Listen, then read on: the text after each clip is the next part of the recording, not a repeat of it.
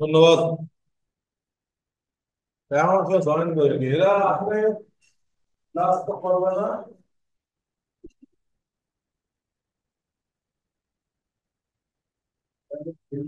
হ্যাঁ, শিল্পী আসছে ক্লাসে। গুড মর্নিং শিল্পী, কেমন আছেন আপনি? Sir good morning. আলহামদুলিল্লাহ স্যার, ভালো। আপনি কেমন আছেন? এই যাচ্ছে মোটামুটি।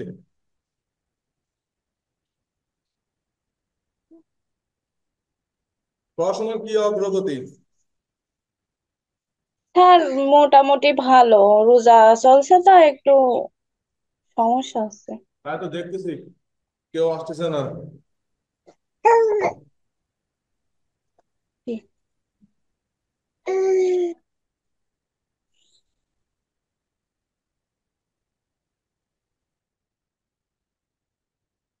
আচ্ছা, দুজন জয়েন করেছেন।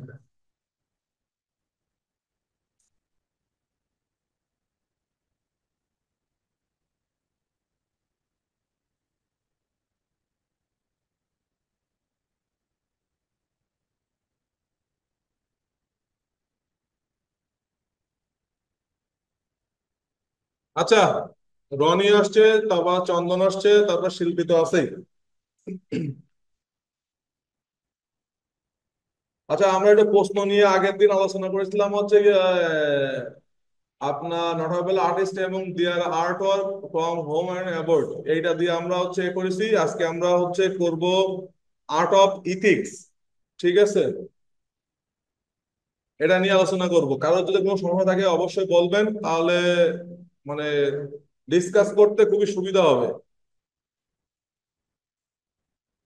স্যার ওই কয়েকটা বড় প্রশ্নতে সমস্যা ছিল, ওইগুলো একটু হালকা আলোচনা করলে বুঝতে সুবিধা হবে না? আশা করি সেগুলো নিয়ে আলোচনা করব। এগুলো গ্রুপে লিখতে হয় যে স্যার এইগুলো নিয়ে একটা আলোচনা করলে ভালো হয়, কিন্তু আপনারা তো করেন না। স্যার ওই গ্রুপে গ্রুপে যা লিখবা না, তা হচ্ছে আপনার পর্যন্ত পৌঁছাবে না। না, সবার এত লেখালেখি, তা আপনার ক্লাসের কিছুই তো আমরা ঠিকঠাক মতো পাইও না। সব ওই সবাই লেখার জন্য। আচ্ছা, আমরা আপনাদের দেখেন হচ্ছে স্ক্রিনে, আমি স্ক্রিন শেয়ার করতেছি, আপনারা একটু দেখতে পাবেন। কারণ এগুলো খুবই ইম্পর্টেন্ট। কারণ আপনাদের সাথে শেয়ার না করলে আপনারা পরীক্ষার হলে অনেকগুলো জিনিস মিস করতে পারেন। যারা ক্লাস করতেছে তারা তো ভালো, যারা ক্লাস না করছে তারা আরো ভালো।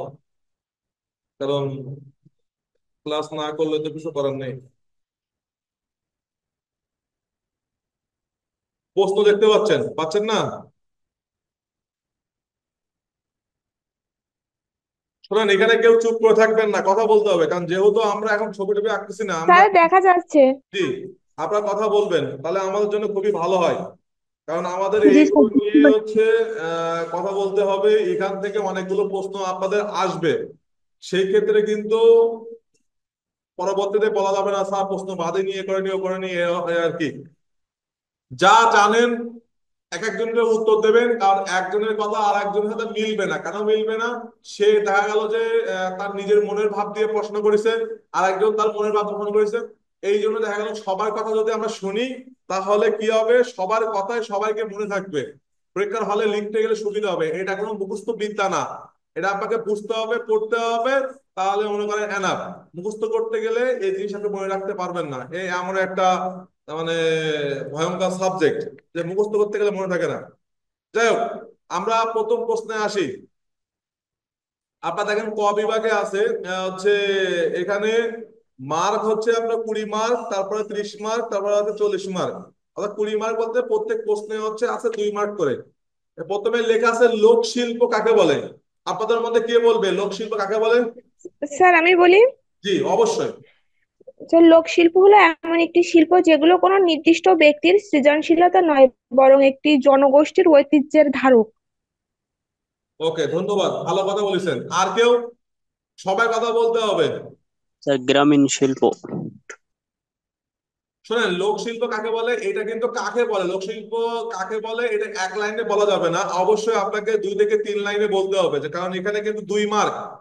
মার্ক বিবেচনা স্যার করে আমি কিন্তু অবশ্যই সুন্দর করে আমি লিখবেন। বলি স্যার স্যার ওকে। আমি বলি হ্যাঁ, অবশ্যই অবশ্যই বলেন। স্যার লোকশিল্প হচ্ছে এমন একটি শিল্প, যেটি জাতির সাংস্কৃতিক ঐতিহ্যের প্রকাশ ঘটায়, যা প্রজন্ম থেকে প্রজন্মের মৌখিক বা ব্যবহারিক পদ্ধতিতে প্রচালিত হয়। ওকে, ধন্যবাদ।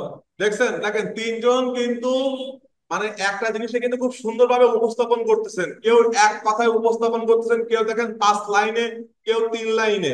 এটাই হচ্ছে আপনাদের মধ্যে একটা বৈশিষ্ট্য, যে আপনারা আপনাদের চিন্তাধারাকে এমন উচ্চ পর্যায়ে নিয়ে গেছেন যেখানে আপনারা খুব সহজে সুন্দরভাবে কথাগুলো বলতে পারতেছেন। দেখেন কারোর সাথে কিন্তু তিনজন মানুষের সাথে কিন্তু তিনটা কথা কিন্তু মেলেনি, মিলেছে কি? না স্যার। মেলেনি কিন্তু, কিন্তু অর্থ কিন্তু দিন শেষে কিন্তু অর্থ একই। এই হচ্ছে ভাবমূর্তি। আচ্ছা, এবার বলেন, দুটি ভারতীয় ক্ষুদ্র নৃগোষ্ঠীর নাম লেখো। বলেন। স্যার হচ্ছে এখানে ভারতীয় নৃগোষ্ঠী বলতে তেমন তো বুঝতে পারিনি, তো লিখছে যে কোদাভা আর কোটা, এগুলো হচ্ছে আপনার একটা প্রদেশ। আচ্ছা শুনুন, আমি বলি, আমাদের দেশের নৃগোষ্ঠী বলতে কে কে থাকে বলেন। চাকমা, মারমা, সাঁওতাল, গারো, ইয়েস, এইগুলো। ভারতীয় নৃগোষ্ঠী আছে দেখেন। স্যার এইগুলো তো পাইনি, তো আপনি একটু বলে দেন তাহলে ভালো হবে না? আচ্ছা, আর কেউ বলেন, আমি বলে দিচ্ছি। আপনি কয়েকটা নাম বলে দেন স্যার, এই গোষ্ঠীর কয়েকটা নাম বলে দেন। যেখানে পাইছি ওইটা ওই কোটা আর কোদাতা এইটা পেয়েছি স্যার।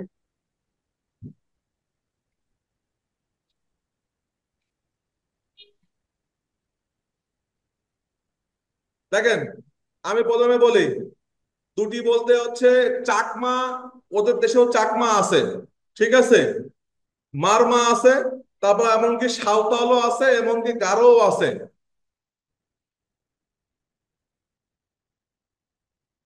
স্যার হচ্ছে ত্রিপুরা, ত্রিপুরা ওরা ওটা কি একটা মানে না না না, ত্রিপুরা হচ্ছে একটা ইয়ে, রাজ্য? রাজ্য রাজ্য। ও আচ্ছা। কথা বুঝতে পারছেন? আমাদের দেশে যেমন মনে করেন যে সাঁওতাল আছে না, আছে কিনা? হ্যাঁ স্যার। ওদেরও কিন্তু সাঁওতাল আছে, ওদের কিন্তু চাকমা আছে, মারমা আছে। যেমন দেখেন, আমরা ওদের যেখানে থাকে পাহাড়ি অঞ্চল থাকে, ওর পাশে কিন্তু আমাদের ভারত। ভারতের পাশে কি আছে? আচ্ছা, দেখবেন যে ত্রিপুরা আছে। ত্রিপুরা হচ্ছে তারপরে কি আছে? ত্রিপুরার পাশে আরেকটা কি আছে বলেন। স্যার আসাম। স্যার আচ্ছা। আসাম, ত্রিপুরা, মিজোরাম।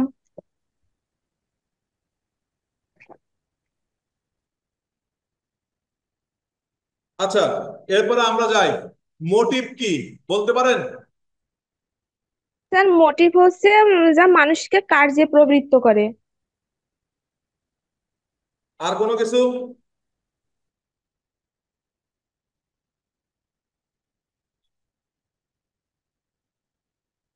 এটা স্যার বলেন। মোটিভ হচ্ছে যা যা একটি নির্দিষ্ট গল্পের মধ্যে বারবার ফিরে ফিরে আসে, এটা মোটিভ না স্যার? ইয়েস। তারপর চন্দন।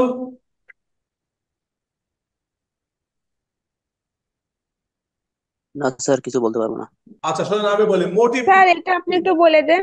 দেখেন, মোটিভ হচ্ছে কোন স্বতন্ত্র বৈশিষ্ট্য বা ধারণা যা একটি গল্প জুড়ে পুনরাবৃত্তি হয়। পুনরাবৃত্তি মানে কি? যেমন বলি, দেখেন, আমার সোনার বাংলা আমি তোমায় ভালোবাসি, এই আমার সোনার বাংলা এই চরণটা আমাদের জাতীয় সঙ্গীতে কতবার আছে?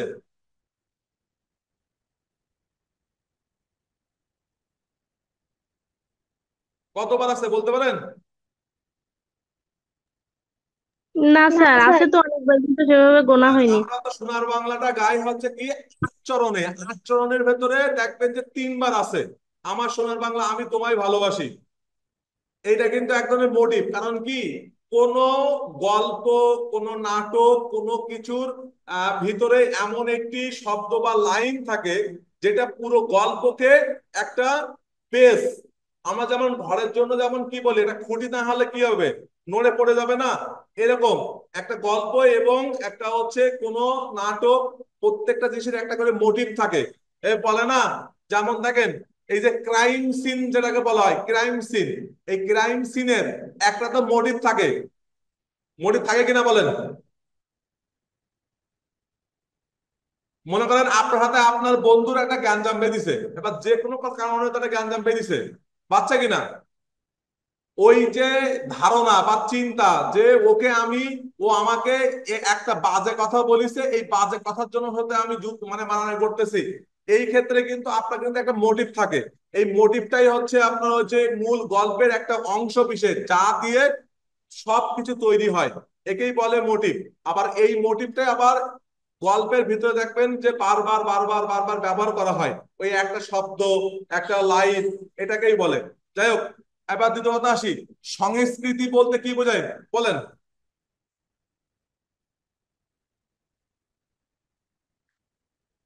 সংস্কৃতি বলতে কি বোঝায়?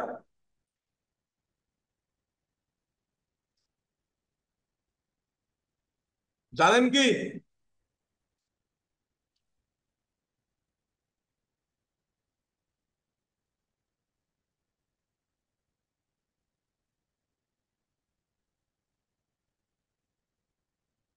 কেউ তো একটু বলবেন।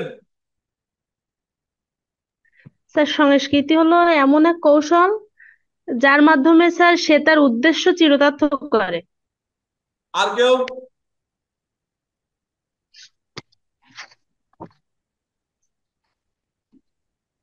যাই হোক, আমি আপনাদের বলে দেই, সংস্কৃতি একটি ধারণা যা মানব সমাজের পাওয়া সামাজিক আচরণ, প্রতিষ্ঠান ও নিয়মাবলীর পাশাপাশি জ্ঞান, বিশ্বাস, শিল্পকলা, আইন, রীতিনীতি, ক্ষমতা, দৃষ্টিভঙ্গি অন্তর্ভুক্ত করে, এবং এই গোষ্ঠীর হচ্ছে ব্যক্তিদের অভ্যাস। সংস্কৃতি প্রায় একটি নির্দিষ্ট অঞ্চল বা অবস্থান থেকে উদ্ভূত বা তাই করা হয়। আপনি আপনার অঞ্চলে দেখবেন যে একটা গানের প্রচলন থাকে, এই গানটা দেখবেন যে আপনার পাশের গ্রামে কিন্তু থাকে না, থাকে কি? এটাকে বলে সংস্কৃতি। সংস্কৃতি মানে ধারণ করা, যেটা আমরা আমাদের দৈনন্দিন জীবনে পরিবেশের মাধ্যমে ধারণ করতেছি। যেমন কি কি? যেমন সামাজিক আচরণ, তারপর হচ্ছে নিয়মাবলীর পাশাপাশি জ্ঞান, বিশ্বাস, শিল্পকলা, আইন, রীতিনীতি, ক্ষমতা, দৃষ্টিভঙ্গি অন্তর্ভুক্ত থাকে। এখন যদি বলেন যে স্যার, আইন কেন থাকে? আপনার পাড়ায় একজন দেখবেন যে বয়োজ্যেষ্ঠ একজন মাতব্বর থাকে, সে বলে দেয় এই খারাপ কাজ করা যাবে না, করলে কিন্তু শাস্তির ব্যবস্থা থাকবে, এই একটা কিন্তু আইন। তারপরে কি হচ্ছে বিশ্বাস, যে আমাদের এখানে তোমার পাশের বাড়ি বা তোমার মধ্যে একটা বিশ্বাস থাকা দরকার যে সে ভালো বা খারাপ, এইসব বিষয়গুলো নিয়ে। এরপর বলে রীতিনীতি, যেমন হিন্দুদের বিয়েতে একটা অনুষ্ঠান হয়, তার একটা রীতিনীতি থাকে। তারপর মুসলিমদের বিয়ের অনুষ্ঠান হয়, তার রীতিনীতি থাকে। প্রত্যেকটা সামাজিক এবং ধর্মীয় কেন্দ্রিক যেসব সংস্কৃতি আমরা লালন পালন করি, এটাই কিন্তু হচ্ছে সমাজে অন্তর্ভুক্ত থাকে। আচ্ছা, বয়ন শিল্প কাকে বলে বলেন? স্যার প্রাথমিকভাবে সুতা, কাপড় এবং পোশাকের নকশা উৎপাদন এবং বিতরণ নিয়ে জড়িত কার্যাবলী। আচ্ছা, এরপরে বলেন, বাংলাদেশের দুটি ক্ষুদ্র নৃগোষ্ঠীর নাম বলেন। স্যার চাকমা, মারমা, সাঁওতাল। চাকমা, মারমা, সাঁওতাল, গারো। গারো না, গারো, মণিপুরি। এই আর কি। এরপরে বলেন। গারো গারো। জি। এরপরে বলেন যে, বাবারে পারদিন চলে আসছে। স্যার আমি তো কখন থেকে কথা বলছি তা আপনি তো শুনছেন না। আচ্ছা, আপনি ভালো আছেন স্যার? আমি ভালো আছি। আচ্ছা, এরপর বলেন, মিনিয়েচার কাকে বলে?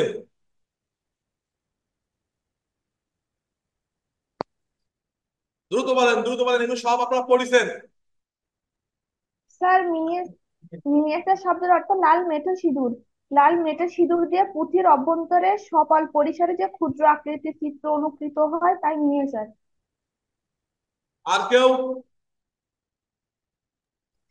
স্যার ওইটাই স্যার, লাল মেঠো সিঁদুর, আমি তো ওইটাই জানি।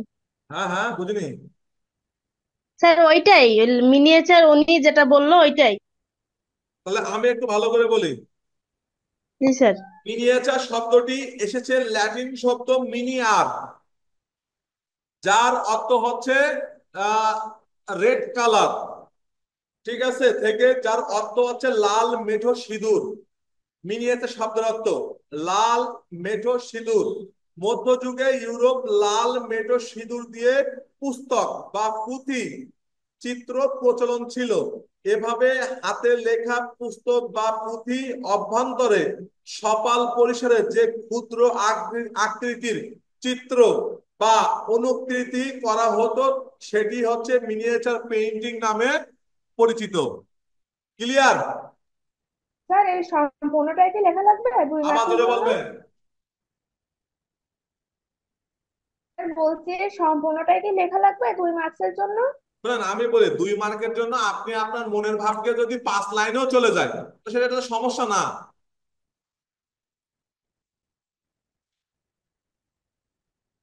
আচ্ছা, এবার বলেন ক্ষুদ্র নৃগোষ্ঠী বলতে কি বোঝায়?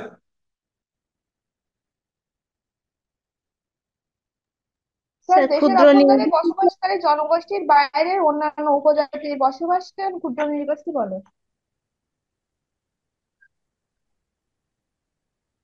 আর কেউ? স্যার ক্ষুদ্র নৃগোষ্ঠী স্যার বলতে বোঝানো হয় একটি জনগণের গ্রুপকে স্যার, যেটি স্যার ভাষাগত ও ঐতিহাসিকভাবে প্রাতিষ্ঠানিকভাবে আলাদা, মানে এক একজন থেকে আলাদা। আচ্ছা, ধন্যবাদ। তাহলে আমি তো সাদাই বলি, আপনার কথা ঠিক আছে। কোন এলাকায় সবচাইতে প্রাচীন জনবসতি ও তাদের সংস্কৃতিকে বোঝাতে আদিবাসী পদটি ব্যবহার করা হয়। ক্ষুদ্র নৃগোষ্ঠীর বা ক্ষুদ্র নৃগোষ্ঠীর আর একটা অর্থ নাম কি হচ্ছে কি আদিবাসী। যদি আসে যে আদিবাসী কাকে বলে, এই আদিবাসীও যা ক্ষুদ্র নৃগোষ্ঠীও তাই। তাই এটাকে কি বলবেন? কোন এলাকায় সবচাইতে প্রাচীন জনবসতি ও তাদের সংস্কৃতিকে বোঝাতে আদিবাসী পদটি ব্যবহার করা হয়। আধুনিক জনগোষ্ঠীর জৈব ও সামাজিক প্রভাবজাত নয় এমন জনগোষ্ঠীকে আদিবাসী বলে। আবার বলি, আধুনিক জনগোষ্ঠীর জৈব ও সামাজিক প্রভাবজাত নয় এমন জনগোষ্ঠীকে আদিবাসী বলা হয়।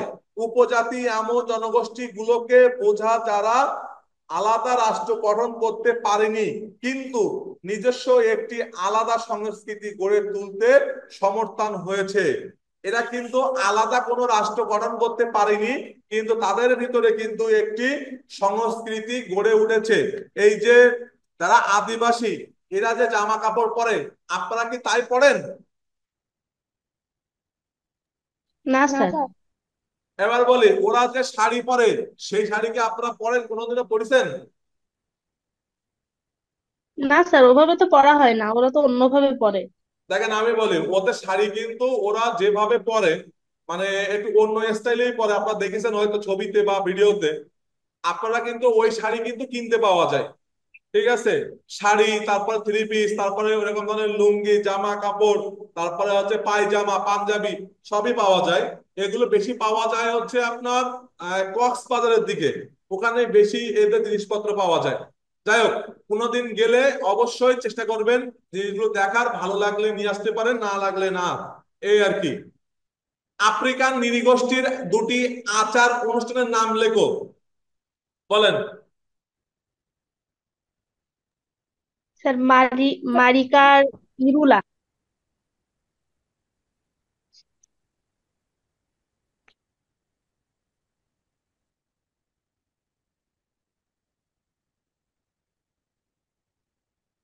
হ্যাঁ হ্যাঁ, বলেন বলেন।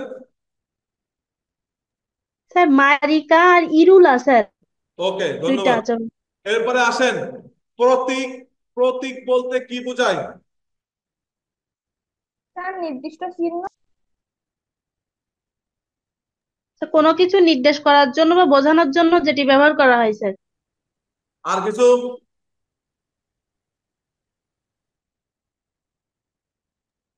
স্যার আর কেউ চিহ্ন কথা বা বলেন। সংকেত। চিহ্ন বা সংকেত। ইয়েস। আর কেউ?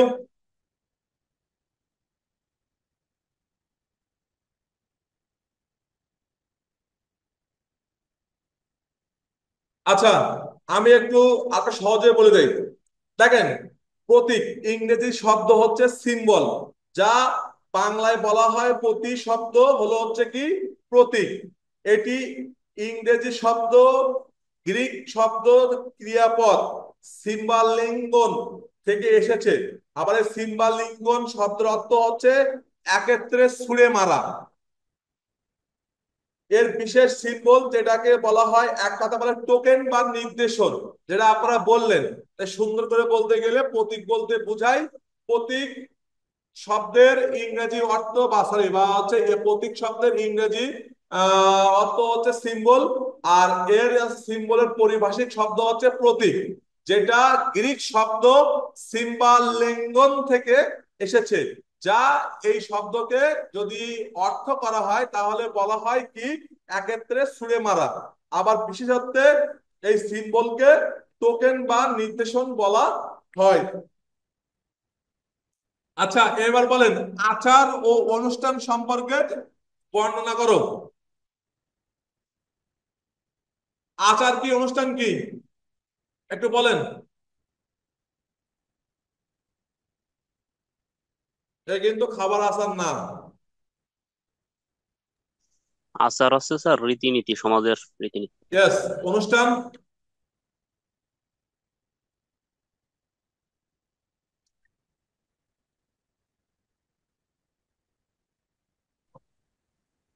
স্যার অনুষ্ঠান স্যার মানে কিছু উপলক্ষে যেটা করা হয়, যে ঈদ উপলক্ষে, ঈদ পার্বণ পূজা, যে অনুষ্ঠান হয় এই টাইপের। বিয়ের অনুষ্ঠানও থাকে। হ্যাঁ স্যার, বিয়ের অনুষ্ঠান। ইয়েস। এবার বলেন সংস্কার ও কুসংস্কারের মধ্যে পার্থক্য লেখো।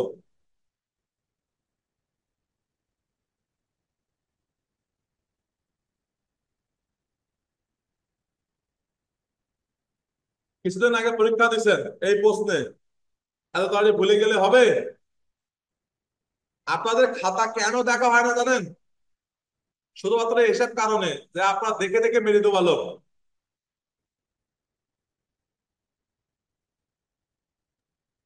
বলেন বলেন, দ্রুত বলেন, আমি এইগুলো নিয়ে আলোচনা করব, তাহলে আর পরীক্ষার সময় এইগুলো নিয়ে আর পড়া লাগবে না। বলেন। স্যার প্রশ্ন কি আচার অনুষ্ঠান সম্পর্কে বর্ণনা? সেই দেখেই বলেন, আপনি আন্দাজে বলতে হবে না, দেখেই স্যার বলেন। বলবো?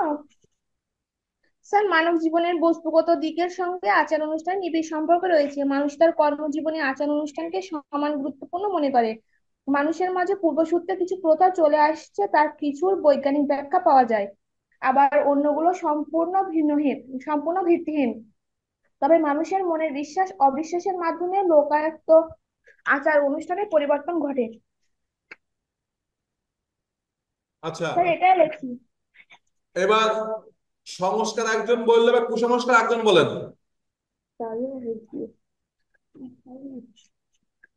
ওরে আপনারা দেখেই বলেন, সমস্যা নেই, দেখেই বলেন। স্যার সংস্কার হচ্ছে মানব মনের আদর্শ ও চিন্তাধারা, অন্যদিকে কুসংস্কার হচ্ছে মানব মনের ভ্রান্ত ধারণা।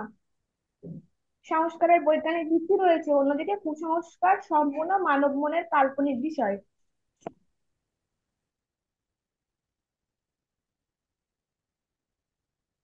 আর কিছু? না স্যার, এটুকুই লিখি।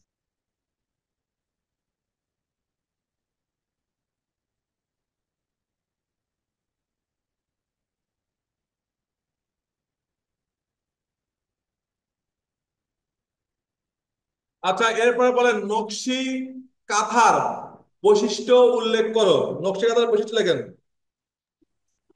স্যার নকশিকাঁথা অনেকাংশে মানুষের, বিশেষ করে গ্রামীণ নারী সমাজের সুখ দুঃখের প্রতিফলন ঘটায়। এক একটি নকশিকাঁথা এক এক অর্থ বহন করে। কাঁথার উপর বিভিন্ন ফুল, লতাপাতা, পশু পাখির চিত্র সুই সুতার মাধ্যমে ফুটিয়ে তোলা হয়। স্যার আরো অনেক আছে, কিন্তু অল্প লেখি। আচ্ছা, আর কিছু? এত একজন ধরে বলতেছে, আপনারা একটু বলেন, বললে তো সুবিধা হয়।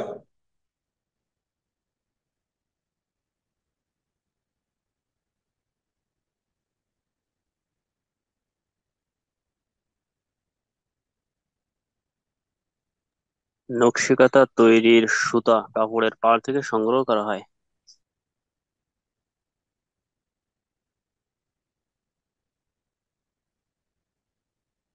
আচ্ছা, এবার বলেন ভারতের কারুশিল্প সম্পর্কে যা জানো লেখো। বলেন। স্যার ভারতের কারুশিল্পের মূল মূল্য যুগে যুগে ধরে রয়েছে। আর তাদের অস্তিত্ব তাদের সংরক্ষণের প্রয়োজনীয় প্রচেষ্টার প্রমাণ। ঋতুকুমার ও ঋতুভিরানির মতো সমসাময়িক ডিজাইনরা তাদের নকশায় ঐতিহ্যবাহী কারুশিল্পকে ক্রমাগতভাবে অন্তর্ভুক্ত করে চলেছে। মানে কারুশিল্পের মূল যা গ্রামীণ কারিগর ক্রমশ হ্রাস পাচ্ছে। হ্যাঁ, আপনি একটু বলে দেন এটা।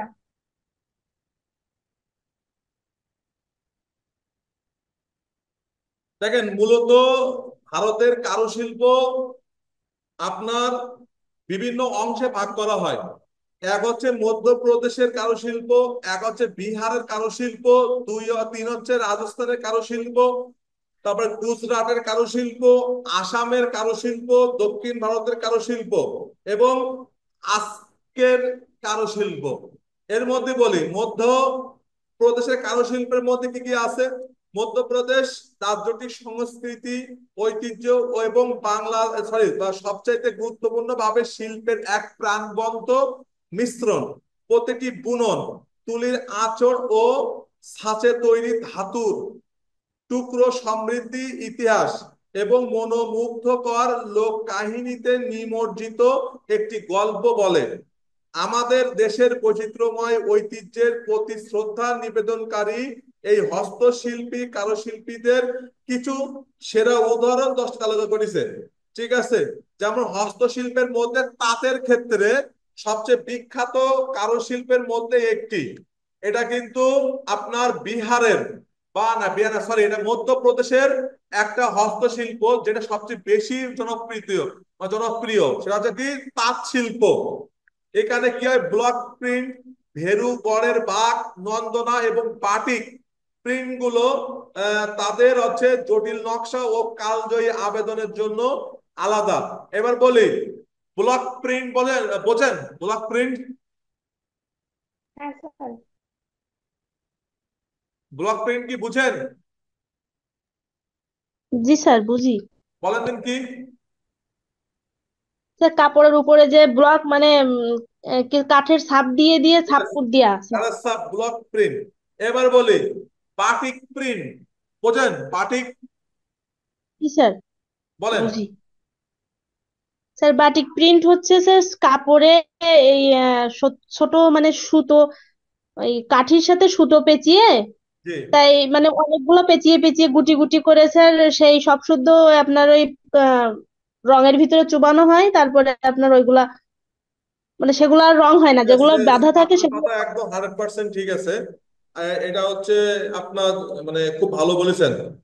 বাটিক এবং হচ্ছে মানে কি যেন বলে আপনার ব্লক। কারণ কি, অনেকে জামা কাপড় কেনে ঠিকই, কিন্তু হচ্ছে মানে কোনটা মানে হচ্ছে শুধু নামে জানে, কে বলে বাটিক প্রিন্ট দেন আর হচ্ছে ব্লক প্রিন্ট দেন, ব্লক প্রিন্ট দেন, কিন্তু আসলে ব্লক প্রিন্ট কি জিনিস বা কিভাবে তৈরি হয় বা কিভাবে করতে হয় এটা জানে না। যেহেতু এটা আপনারা জানেন, ধন্যবাদ অসংখ্য ভাবে জানার জন্য। এবার বলি, স্যার, স্যার, জি বলেন। এটা কি প্রতিচিত্র? এটা কি প্রতিচিত্র?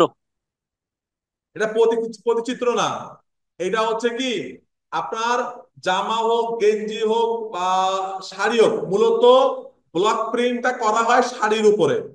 আর হচ্ছে করা হয় হচ্ছে আপনার মেয়েদের পায়জামা, সরি পায়জামা এবং জামার উপরে করা হয়। এরকম আম কাঠের উপরে বিভিন্ন ধরনের নকশা। ছোটবেলা না, আপনারা যখন বুঝতে শিখেছেন, মেলায় দেখেছেন, মেলা অথবা হচ্ছে আপনার যে কোনো হিন্দু ধর্মের মেলা হোক, মুসলিমদের মেলা হোক, তারপরে হচ্ছে ওই যে মাহফিল হোক, ওই যে কিছু লেখা থাকে না, যেমন হচ্ছে কি তারপরে হাতে আপনারা সিল মারা দেখেছেন, সিল নকশা মারতেন না? হ্যাঁ স্যার, ট্যাটুর মতো। হ্যাঁ, ট্যাটুর মতো, এটাকে বলে ব্লক প্রিন্ট। এই ব্লক প্রিন্টটা মূলত শাড়ি এবং মেয়েদের পায়জামা জামার উপরে করা হতো। আর এবার হচ্ছে যেটা বলে বাটিক শিল্প। বাটিক শিল্প বলতে কি, আপনি সাদা কাপড় নিবেন, নেওয়ার পরে আপনি একটা ছোট হচ্ছে কাঠি নিলেন, ওই কাঠিতে আপনি একটা সুতা দিয়ে ওইটা পেঁচাইলেন। এবার রং মিশ্রিত কোনো গামলা বাটিতে যদি ওই বাঁধা জিনিসটা যদি আপনি চুপায় রাখেন, রাখার পরে ওটা গরম অবস্থা রাখতে হবে। রাখানোর পরে ওটা আবার 10-15 মিনিট ওই গরম রঙের ভেতরে রাখার পরে ওটাকে তুলে এনে আপনার একদম ঠান্ডা জলে মানে কি করতে হবে, হচ্ছে ভিজাইতে হবে। ভেজানোর পরে এবার আস্তে আস্তে আস্তে আস্তে আপনি খুলবেন, দেখবেন যে হচ্ছে সুন্দর একটা নকশা হয়ে যাবে। কোনটা দেখতে এরকম লম্বা লম্বা হয়, কোনটা দেখতে এরকম গোল গোল গোল গোল রাউন্ড রাউন্ড হয়, এটা বলে বাটিক শিল্প। আচ্ছা, এরপরে আসি আপনার, সরি, উপজাতি বলা হয় কাদের? দুটো উপজাতির নাম লেখো, বলেন। স্যার উপজাতি হচ্ছে এমন এক জনগোষ্ঠী যারা উম মানে আলাদা কোনো রাষ্ট্র গড়ে তুলতে পারেনি, তাদের আলাদা কোনো সংস্কৃতি নেই। উপজাতি স্যার মানে তারা কারোর সাথে মেশে না, মানে আলাদা আলাদা। আচ্ছা, চাকমা, মারমা, সাঁওতাল। ধন্যবাদ। আর কেউ? স্যার সবাই ক্ষুদ্র কথা স্যার দেশের বলেন নিগোষ্ঠী তো, অভ্যন্তরে জনগণ। একটু আগাই যাক।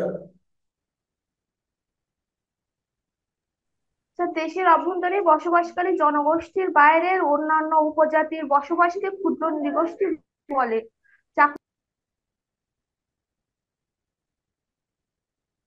ওকে, ধন্যবাদ। আচ্ছা, এরপর আসেন আফ্রিকান নৃগোষ্ঠী, sorry sorry sorry sorry, terracotta শিল্পের নকশা ও মোটিভ সম্পর্কে বর্ণনা করো, বলেন।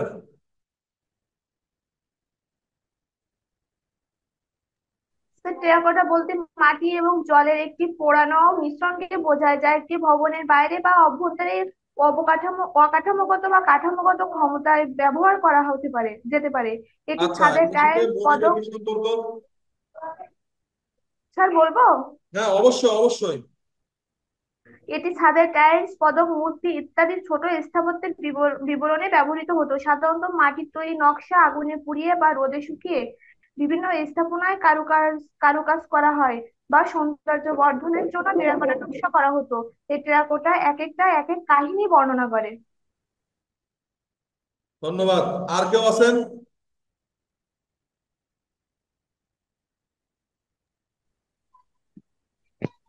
উনি তো সব বলে দিয়েছে স্যার, আর কি বলবো। টেরাকোটার জন্য স্যার কান্তজিউ মন্দির হচ্ছে বিখ্যাত। আর টেরাকোটাটি হচ্ছে এক একটি এক একটার কাহিনী বর্ণনা করে। ওকে। মাটি, আগুন।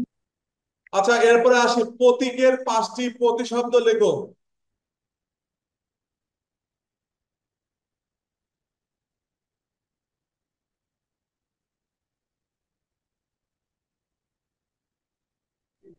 স্যার চিহ্ন, সংকেত, নিদর্শন, নির্দেশনা, অক্ষর।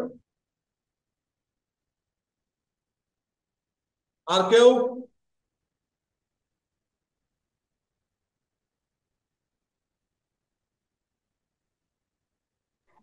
সিম্বল, সিং, টোকেন, লোগো, এগুলো তো। এগুলো তো ইংলিশ। আর কিছু? স্যার অবয়ব, অঙ্গ, প্রতিমা। ওকে, ধন্যবাদ। আচ্ছা, ওয়াশেনিয়া মহাদেশের ক্ষুদ্র নৃগোষ্ঠীর নামগুলো তুলে ধরো।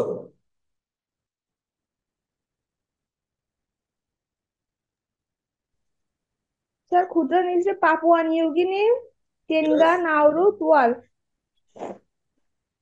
আচ্ছা, এবার কান্তজির মন্দিরে ব্যবহৃত প্রতীক, সরি, মোটিভ ও প্রতীকের নামগুলো লেখো।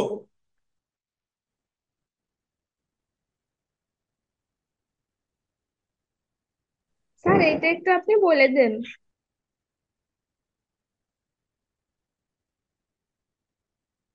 দেখেন, কান্তজির মন্দিরে মূলত হচ্ছে ওনার ভিতরে হচ্ছে শিবলিঙ্গ, আর তার বাইরে সম্পূর্ণ হচ্ছে মহাভারত এবং রামায়ণের যে ধর্মীয় যে গল্প আছে, এই গল্পকে বিভিন্ন আপনার হচ্ছে আহ, গল্পের মাধ্যমে। আচ্ছা, 1 মিনিট প্লিজ।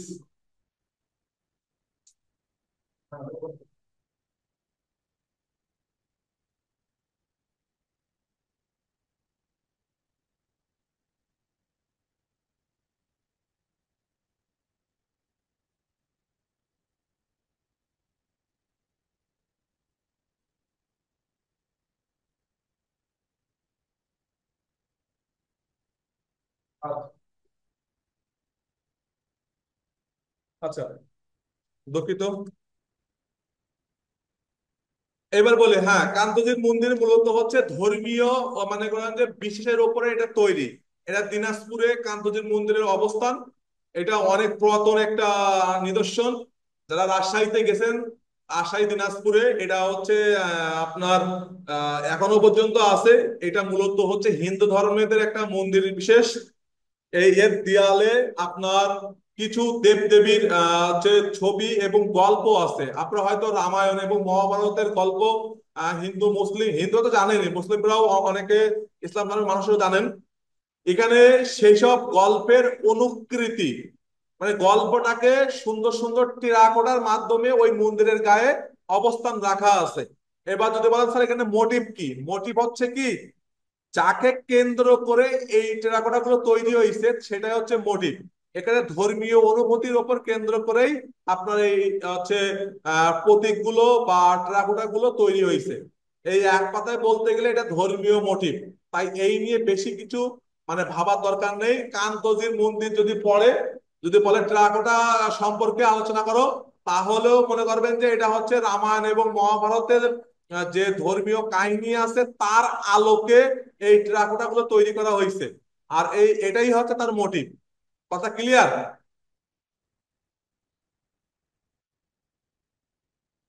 হ্যাঁ স্যার। ওকে। নকশার, নকশায় মোটিভের গুরুত্ব আলোচনা করো। নকশায়।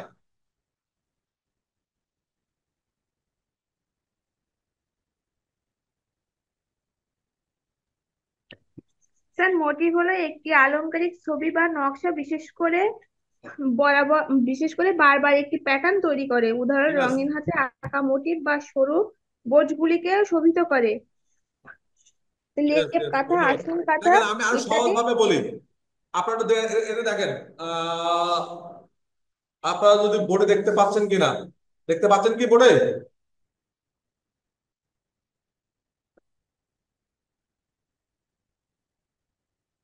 আপনারা একটু বোর্ডটাকে ফলো করবেন প্লিজ, তাহলে হয়ে যাচ্ছে। হ্যাঁ, আমি স্যার দেখতে পাচ্ছি, দেখতে পাচ্ছি স্যার।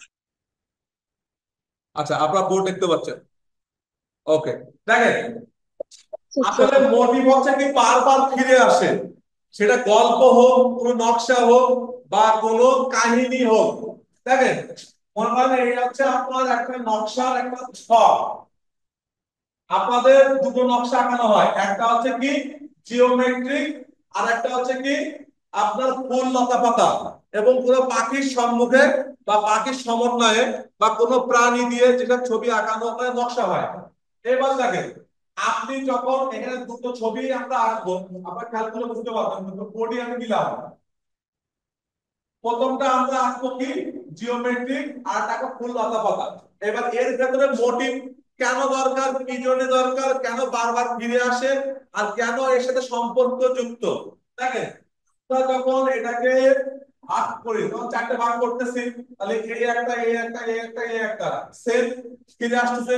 আবার দেখেন, একে যখন আমরা এইভাবে টানতেছি, আবার দেখেন ফিরে আসতেছে। এরপর দেখেন আবার যখন দেখেন দিচ্ছি, দেখেন ফিরে আসছে। অর্থাৎ পুনরাবৃত্তি হচ্ছে বারবার। এবার দেখেন, আমরা সাধারণভাবে কি করি, এটা হচ্ছে কালো, এটা সাদা, এটা আবার কালো, এটা সাদা, তাহলে কি হচ্ছে, এটা কালো, এটা কি কালো, সাদা, কালো, সাদা, কালো, আবার কি হচ্ছে কালো, সাদা, এটা হচ্ছে কালো, সাদা, কালো। আচ্ছা, ওকে। এবার দেখেন, সাদা, কালো, কালো, এটা জিওমেট্রিক ফর্মে। দেখেন এখানে কালো, কালো, কালো ফিরে আইছে। কথা বলবেন? জি জি স্যার, ফিরে এসেছি। यस। কালো দেখেন প্রত্যেক পাতাটা রিপিট হইছে, এই রিপিটটাকে বলে মোটিভ। এবার দেখেন, আমরা চাই এটা হচ্ছে ফুল লতা পাতায়। এই ফুল লতা পাতা দেখেন, প্রথম আমরা কি শুরু করি, মাঝখান থেকে এই একটা বড় ফুল, এই আঁকলাম। এরপরে কি করি, এখান থেকে আরেকটা ফুল দেই, আবার কি শুরু করি, আবার ফুল দেই, আবার শুরু করি কি, আবার ফুল দেই, আবার শুরু করি কি, আবার ফুল দেই। এবার এখান থেকে ডালপালা আপনি যেদিক থেকে দেন না কেন দিচ্ছেন, আবার পাতা দিচ্ছেন, হেও দিচ্ছেন, পাতা দিচ্ছেন, দিচ্ছেন না পাতা দিচ্ছেন, এই এরও পাতা দিলেন, পাতা দিলেন, কথা বলেন। এই, এখানেও দেখেন বারবার দেখেন ফিরে আইছে, এই ফুল ফিরে আইছে, এই ফুল ফিরে আইছে, এই ফুল ফিরে আইছে, এই ফুল ফিরে আইছে, মাঝখানে কিন্তু একটাই স্তম্ভ দাঁড়ায় আছে, এটা কিন্তু মোটিভ। অর্থাৎ যা বারবার ফিরে আসে বা পুনরাবৃত্তি হয় একেই বলা হয় মোটিভ। ওকে, আমরা আবার প্রশ্নে ফিরে যাই, কারণ আপনাদের এগুলো আলোচনা করা খুবই জরুরি, না হইলে আপনারা পরবর্তীতে খুব সমস্যা।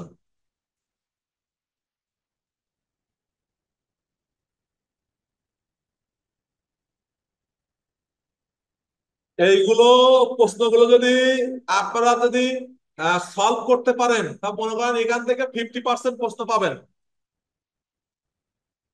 বারবার বলতেছি প্রশ্নগুলো বাড়িতে চেষ্টা করবেন, এর থেকেই কিন্তু 50 মার্কের প্রায় প্রায় 50 মার্ক কিন্তু হাতে এসে যাবে।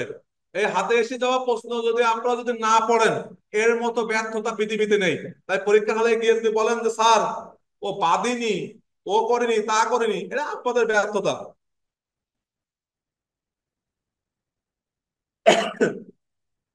এবার বলি, দেখেন 21 নম্বর, 5টা প্রশ্ন লিখবেন 8 নাম্বার করে।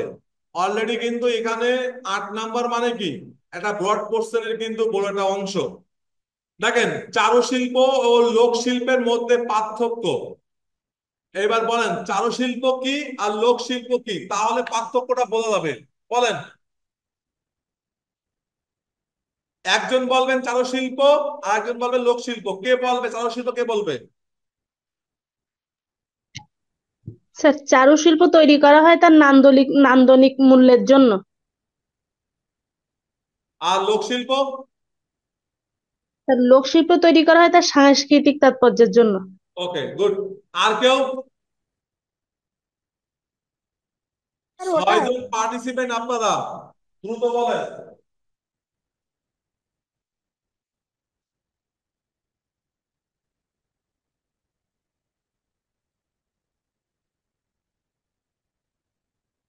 আপনাদের শুধু ফাও ক্লাস নেওয়া পড়ে, বুঝতে পেরেছেন?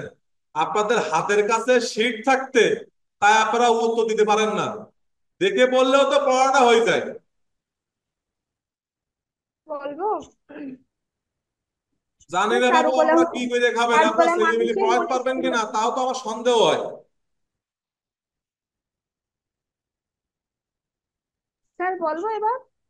অবশ্যই, আর কতবার বলবো, বলেন। চারুকলা চারুকলা মানুষের মনের সৌন্দর্য দিয়ে চিত্রিত হয়। আর লোকশিল্প হচ্ছে অঞ্চল ভেদে এক এক রকম হয়ে থাকে।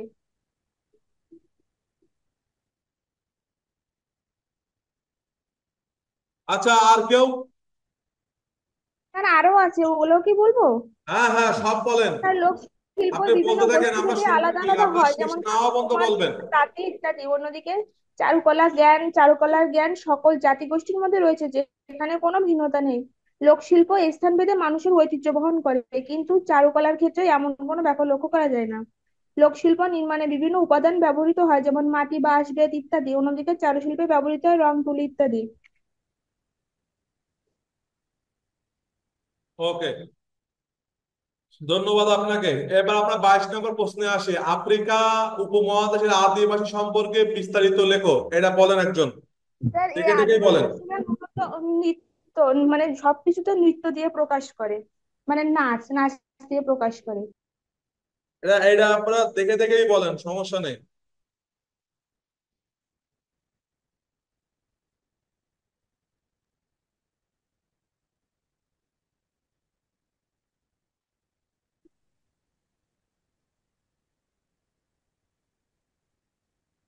আর কেউ কিছু বলবেন? ক্লাস করছেন 6 জন, কথা বলতেছে স্যার মাত্র 3 জন, আফ্রিকার আর বাকি সব কি আফ্রিকার ঘুমায়?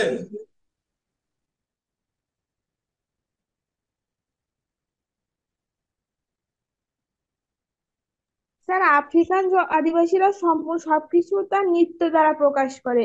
সবকিছুতে তার নৃত্য হোক, বিবাহ হোক, শুভ অশুভ, সব কাজে নৃত্য দিয়ে প্রকাশ করে। স্যার এটার উপরে বিস্তারিত লেখা।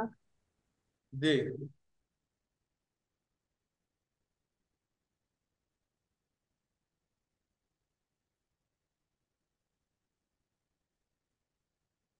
আচ্ছা, ভারতবর্ষের সাধারণ মানুষের জীবনযাত্রার লোকশিল্পের ভূমিকা আলোচনা করো।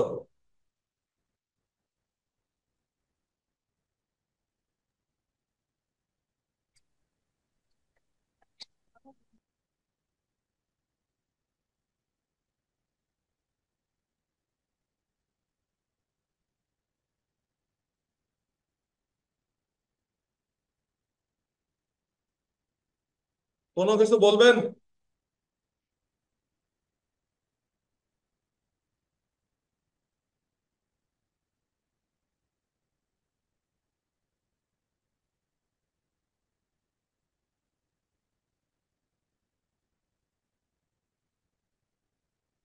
স্যার হচ্ছে বলার আছে কি? ভারতবর্ষের,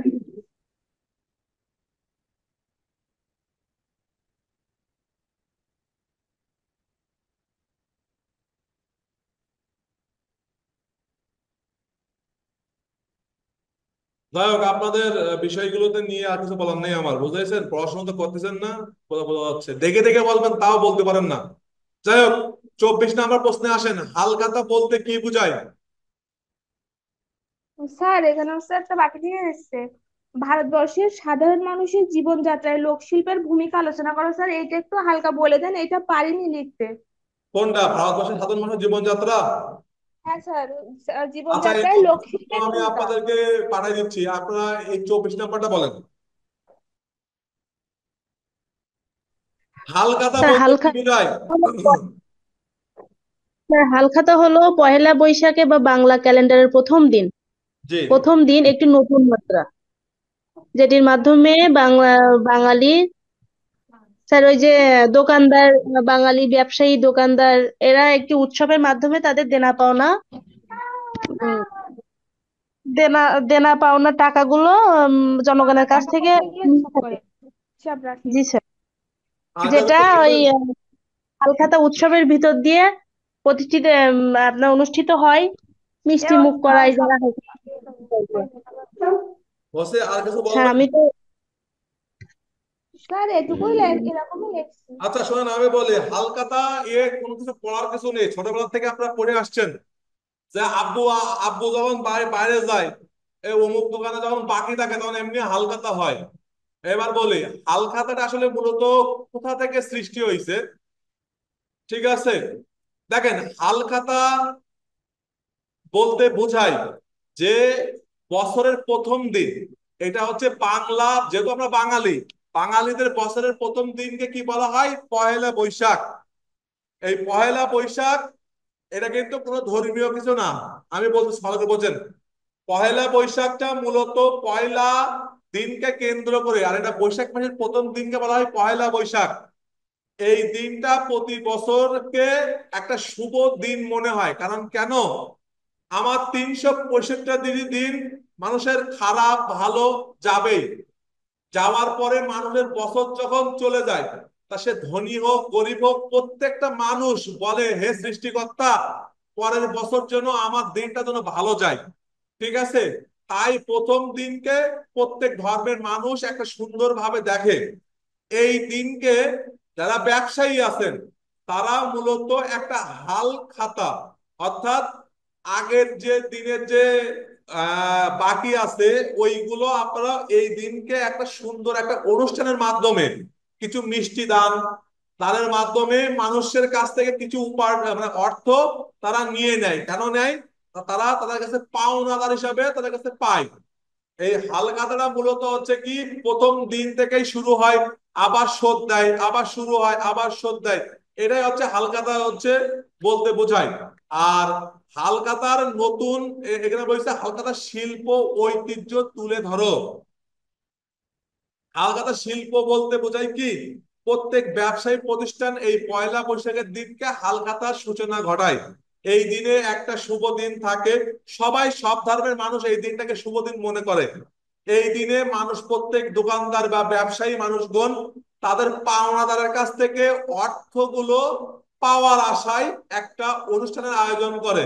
যে ভাই, তোমার কাছে আমি 500 টাকা পাবো, তুমি আমার টাকাটা দাও, এই দিনকে তোমার জন্য আমি হালখাতা ফেলাইছি, দিলে আমার ব্যবসার জন্য ভালো হবে।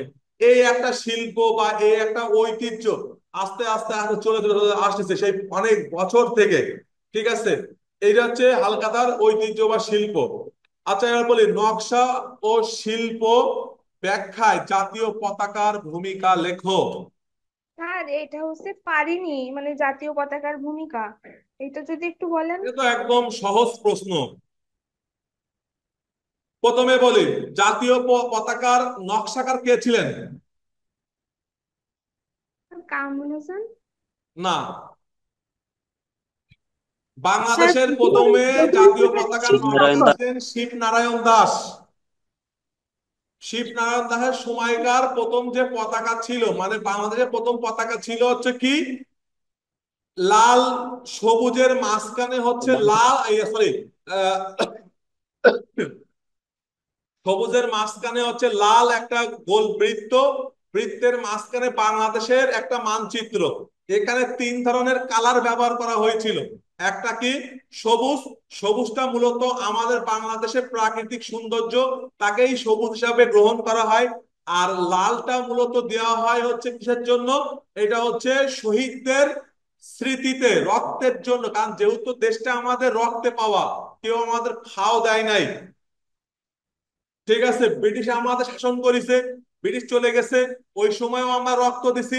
ব্রিটিশ চলে যাওয়ার পরে কি করেছে, আমাদের পাকিস্তানরা আমাদেরকে শোষণ করেছে, তাদের কাছ থেকেও আমরা রক্ত দিছি কয়বার, বহুতবার।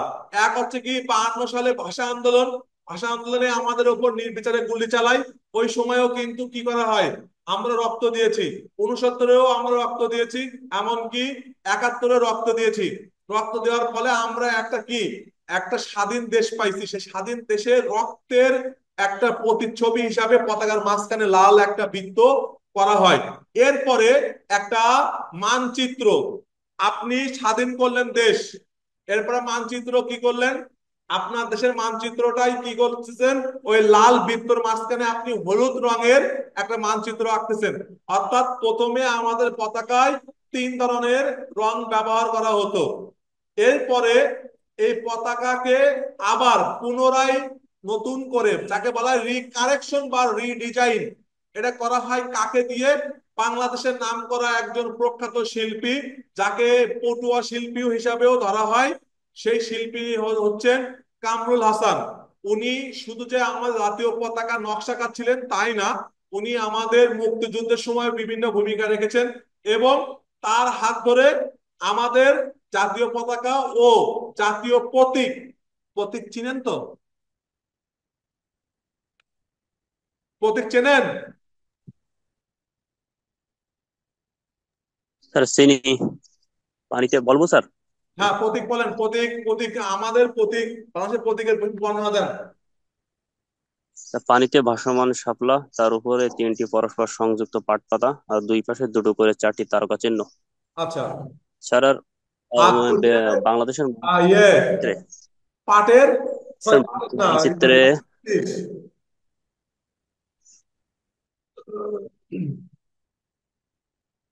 বলছি স্যার, মানচিত্রে যে হলুদ রং, এর কোনো ব্যাখ্যা আছে কিনা? হলুদ রঙের ব্যাখ্যা, ওটা তো হচ্ছে আপনার বাংলাদেশের মানচিত্র ছিল প্রথমে, বুঝতে পারছেন? এটাই, এটা হচ্ছে ব্যাখ্যা। এরপরে পুনরাবৃত্তি করা হয় হচ্ছে কামরুল হাসানের দ্বারা। তখন কিন্তু বাংলাদেশের মাত্র পতাকার দুটো রং, একটা হচ্ছে একটা হচ্ছে কি, লাল, আর একটা সবুজ। ওই লাল সবুজের ব্যাখ্যা আগেও যা, পরেও তাই, শুধুমাত্র লালের মাঝখানে যে মানচিত্রটা ছিল, পরবর্তী মানচিত্রটা রিমুভ করা হয়, করে ওটাকে রাখা হয়। আমাদের পতাকার মাপ কত বলেন তো? 10:6। স্যার 10/6। 10:6 স্যার। আর যদি গাড়ির পতাকা, গাড়িতে যে ধরনের পতাকা আমরা ব্যবহার করি, ওই পতাকার মাপ কত বলতে পারেন? ফাইভ স্যার ইস ওর অর্ধেক। অর্থাৎ 5/3। জানা দরকার, এখনো আপনারা অনেক দুর্বল জ্ঞানের দিক থেকে, জানা বোঝা অনেক ঘাটতি।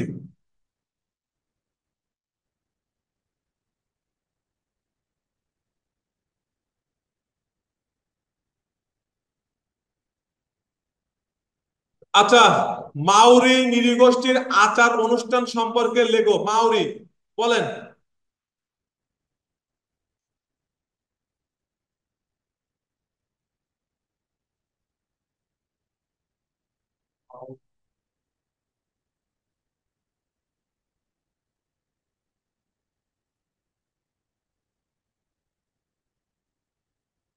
একটু বলেন। স্যার বলছি, মিউট হ্যাঁ, করা বলেন। ছিল। স্যার, বর্তমানে মাওরিদের বিশাল জনগোষ্ঠী নিউজিল্যান্ডের উত্তর দ্বীপে বসবাস করে। দ্বীপগুলিতে মানুষের বসবাসের আগে বিস্তৃত বন ছিল। মাওরি ভাষা পূর্ব পলিনেশিয়ার ভাষার অন্তর্গত। আজকে মাওরি ইংরেজি ও মাওরি ভাষায় কথা বলে। ঐতিহ্যবাহী মাওরি লোক কাহিনীতে একটি আদি দম্পতির টাঙ্গি ও পাপা এর বর্ণনা রয়েছে। মাওরি লোক কাহিনীতে পৃথিবী এবং আকাশ, জীবন এবং মৃত্যু, পুরুষ এবং মহিলার মতো জোড়ার মধ্যে বিরোধের উপর আলোকপাত করা হচ্ছে। স্যার, আরো অনেকটা আছে, তো তো সম্পূর্ণ কি বলবো? অনেক স্যার।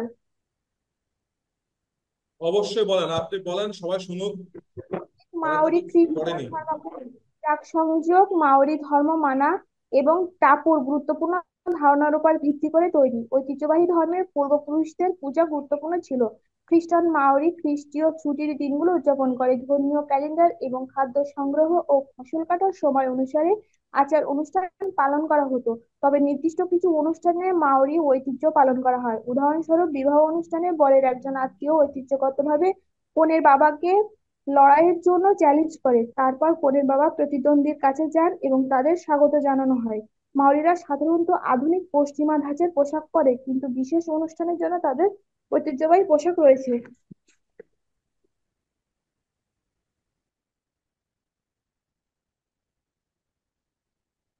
আচ্ছা, আর কেউ কিছু বলবেন?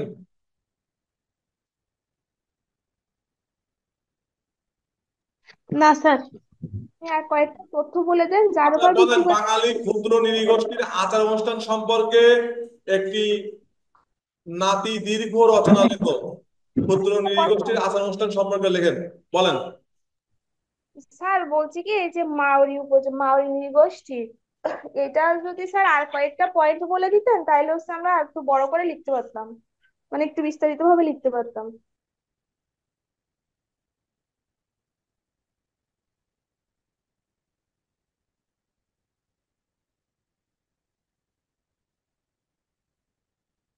আচ্ছা, দেখেন, আমি একটু মাউরি সম্পর্কে বলি।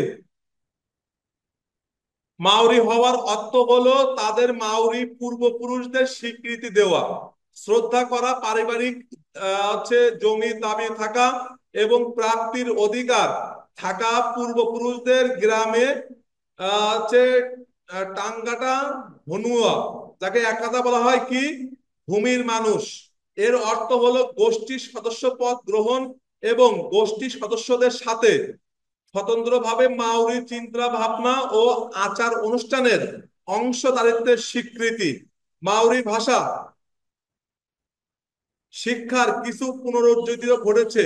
1987 সালে মাউরিকে নিউজিল্যান্ডের একটি সরকারি ভাষা করা হয়। সমসাময়িক নিউজিল্যান্ডে অনেক মাউরি সংস্কৃতির রীতিনীতি জীবিত রাখা হয়েছে। সমস্ত আনুষ্ঠানিক মাউরি সমাবেশের সাথে মাউরি ভাষার বক্তৃতা, অ্যাকশন গান, দর্শনার্থীদের আনুষ্ঠানিক অভ্যর্থনা, ভঙ্গি অথবা অভিভাবকদের সময় নাক টিপে দেওয়া এবং কখনো কখনো ধর্মীয় চ্যালেঞ্জের মাধ্যমে এবং মাটির চুলার খাবার রান্না করা, উত্তপ্ত পাথরের উপর মাউরি গ্রামগুলিতে সভা ও অনুষ্ঠানের কেন্দ্র হিসাবে কাজ করে এমন খোদাই করা কাজগুলি এখনো নির্মিত হচ্ছে। অনেক মাওরি জনগণের কাছে নিউজিল্যান্ডের সবচাইতে গুরুত্বপূর্ণ সমস্যা জমির সমস্যা। 19 শতাব্দীতে ইউরোপীয় ভূমি লেনদেনের অবিচার সম্পর্কে তারা সচেতন, তাই তারা সরকার কর্তৃক গৃহীত ভূমি আইন পরিবর্তনের দিকে যে কোনো পদক্ষেপের বিষয়ে সন্দেহ পোষণ করে। পূর্বে মাউরি জমি হিসাবে সংস্কৃতির জমি তার মালিকানা কেবল একটি বিশেষ আদালতের অনুমোদন পরে বিকৃত করতে পারতেন। ঠিক আছে, এইগুলো হচ্ছে মাউরি নিউজিল্যান্ডের একটা আদিবাসী। আবার এটা নিউজিল্যান্ডের এক সাইডে আপনার হচ্ছে ইয়েও আছে, যাকে বলা হয় আপনার হচ্ছে কি যেন বলে, নিউজিল্যান্ডের হচ্ছে এটা আদি ভাষাও বলা যায়। এদের বেশিরভাগ আদিবাসী দেখা যায় নিউজিল্যান্ডে। এই আর কি। ক্ষুদ্র নৃগোষ্ঠীর আচার অনুষ্ঠান সম্পর্কে একটু বলেন, আমরা শুনি।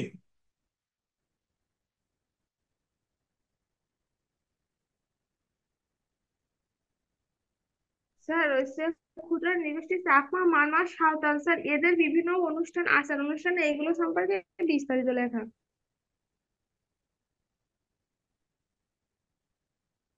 আচ্ছা, আর কিছু?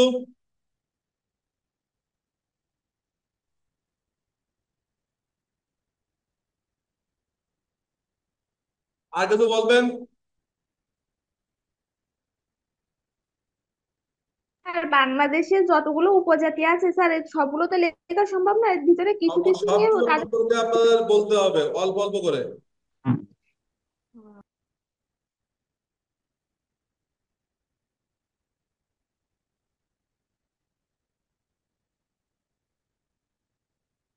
আচ্ছা দেখেন, আজকে আমরা এই হচ্ছে এই মানে এই কি যেন বলে, এই সাবজেক্টের প্রশ্ন সমাধান করলাম। আগামীতে আমরা আর একটা সমাধান করব, করলে আপাতত আপনারা প্রশ্ন সম্পর্কে বোর্ডে যা যা আসবে বুঝতে পারবেন। আপনারা অবশ্যই মনে করে কিন্তু এইগুলো শেষ করবেন, কেননা কারণ এগুলো শেষ যদি না করেন তাহলে কিন্তু পরীক্ষার সময় এর থেকেই কিন্তু প্রশ্ন আসা যাওয়া করবে। সেই ক্ষেত্রে কিন্তু আপনাদের কি করতে পারবেন বা কি না করতে পারবেন তখন কিন্তু আপনারা কিন্তু হতাশায় পড়তে পারেন। তাই অবশ্যই মনে করে আপনারা কিন্তু প্রশ্ন করবেন, আর না করলে কিন্তু কিছু করার থাকবে না। স্যার নেক্সট ক্লাস কোন সাবজেক্টের উপর হবে? হ্যাঁ, বুঝি নাই। স্যার নেক্সট ক্লাস কোন সাবজেক্টের উপর হবে? নেক্সট ক্লাস আপনাদের ম্যাডাম নিবে। স্যার না, এর পরের পিরিয়ড না, আপনার ক্লাস। এরপরে স্যার আপনার ক্লাস সামনের সপ্তাহে যে ক্লাস নেবেন ওইটা কোন সাবজেক্টের উপর নেবেন তাই বলতেছি। এটা ঠিক নিব টাইম। হচ্ছে আপনার আরেকটা প্রশ্ন আছে, সেটা হচ্ছে আহ আছে হচ্ছে history of all art. History না, sorry sorry sorry sorry sorry, হচ্ছে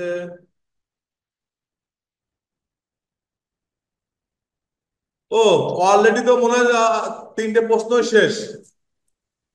স্যার হ্যাঁ স্যার আপনার। লাস্ট পর্যন্ত আমি শুনতে পাইনি স্যার, একটু সাইটে গেছিলাম। বুঝলাম কি, আমার তো মনে হয় আপনাদের যে ইনকোর্স পরীক্ষা হয়েছে, এই ইনকোর্স পরীক্ষা তো আপনার অলরেডি মনে হয় তিনটা প্রশ্নই হয়ে গেছে না? আমার তো মনে হচ্ছে তিনটা প্রশ্ন নিয়ে আলোচনা করেছি। নন্দন তত্ত্ব নিয়ে প্রশ্ন আলোচনা করেছি, বাংলাদেশের কোন পটুয়া শিল্পী, এবং হচ্ছে আজকে হয়ে গেল এই তিনটে। যাই হোক, তিনটে প্রশ্নই আপনাদের কমপ্লিট হয়ে গেছে। এই তিনটা প্রশ্ন, এখানে এই তিনটা প্রশ্ন কমপ্লিট হয়ে গেছে। আপনারা বাসায় অবশ্যই দয়া করিয়া পড়াশোনা করিবেন, না করিলে কিন্তু কিছুই হইবে না। স্যার একটা কথা। জি বলেন, এটা জোরে বলবেন। স্যার এই এই সাবজেক্টে হচ্ছে আপনার 23 নম্বরের যে প্রশ্নটা আছে ভারতবর্ষের সাধারণ মানুষের জীবনযাত্রায় লোকশিল্পের ভূমিকা। জি স্যার এই প্রশ্নটা একটু দিতেন না তাহলে ভালো হতো। অবশ্যই। কারণ এটা নেট ওইভাবে পাইনি খুঁজে।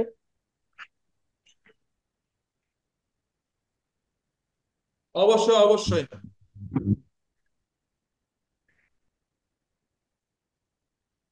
সমস্যা নেই। আপনাদের ম্যাডাম ক্লাস নেবে একটু পরেই, আপনারা একটু ওয়েট করবেন প্লিজ। ধন্যবাদ সকলকে। আর ধন্যবাদ দিতে গেলে আর একটু বলি, অবশ্যই বাড়িতে পড়াশোনা করেন, নাহলে ধন্যবাদ দেবো না কিন্তু। আর পড়াশোনা করলে ভালো, আর না করলে